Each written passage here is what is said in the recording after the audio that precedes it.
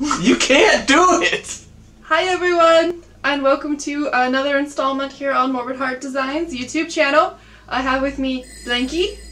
Greetings. We're going to be talking about movies. Horror movie. What she said. What did we see this weekend? Hereditary? What the hell was Hereditary. The movie had a lot of build-up to the big... Understatement, excuse me.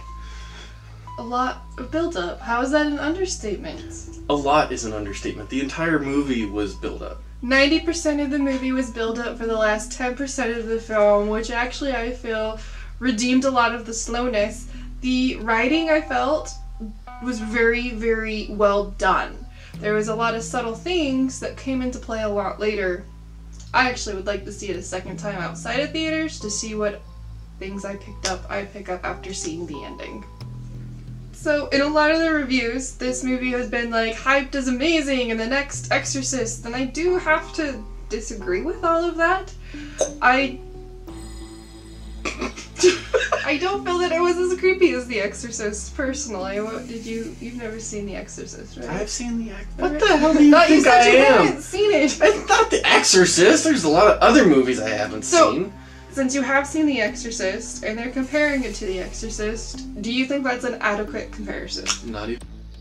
No green tea. Not supposed to swear! So, like, it's not the same. It's not a possession. Yeah, there's no possession. There's comes no... in to save the person's soul. It's not this kind of...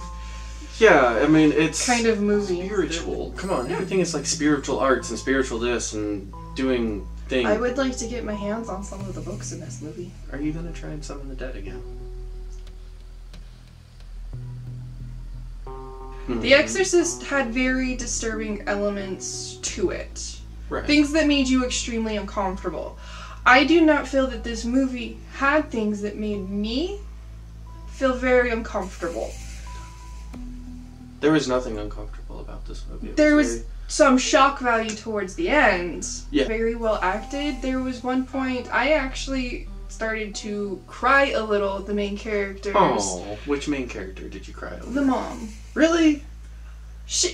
Okay, it hit too close to home for me. My mother died. The part that legitimately hit me with her grief was when Charlie passed away. And the husband, what was the husband's name, Gary? I don't remember. Shane? No. So, Charlie is the daughter. The daughter dies. The mother has a scene where her husband is literally consoling her on the floor as she is just madly sobbing. It really hit close home to me in the level of grief that she experienced, having experienced that level of grief myself.